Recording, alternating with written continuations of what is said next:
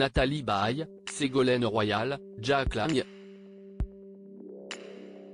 Du beau monde était au rendez-vous ce mercredi 7 septembre au Centre Pompidou à Paris afin d'assister au vernissage de l'exposition Gérard Garouste. La grande actrice Masha Merrill, accompagnée de son fils Gianguido Baldi, était également de la partie dans une sublime tenue tout en blanc. Une rare apparition avec son fils qui n'est pas le sien génétiquement parlant puisqu'elle est devenue stérile à seulement 16 ans à la suite d'un avortement en 1956.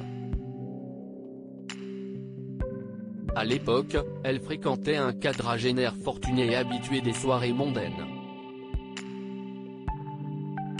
Elle est rapidement tombée enceinte de lui alors qu'elle n'était qu'une adolescente.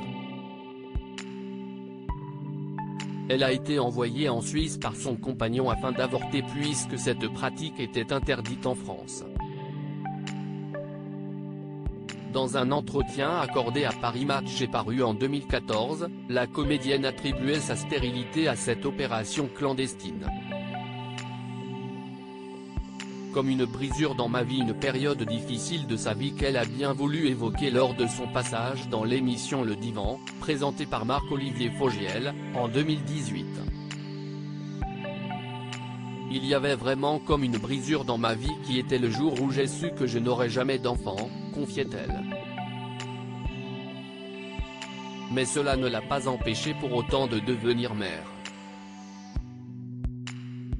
Elle a décidé d'adopter Gianguido, le fils de son ex-mari Gian Vittorio Baldi, né de l'une des précédentes relations du producteur de cinéma italien. Elle est également devenue la belle-mère de 4 enfants, issus de ses unions précédentes.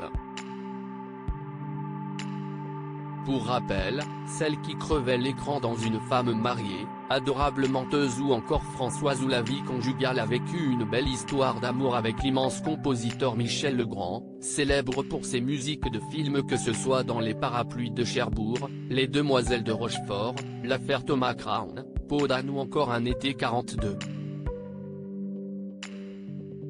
Ils s'étaient mariés le 18 septembre 2014 et vécurent heureux quelques années avant qu'il ne rende son dernier souffle en janvier 2019.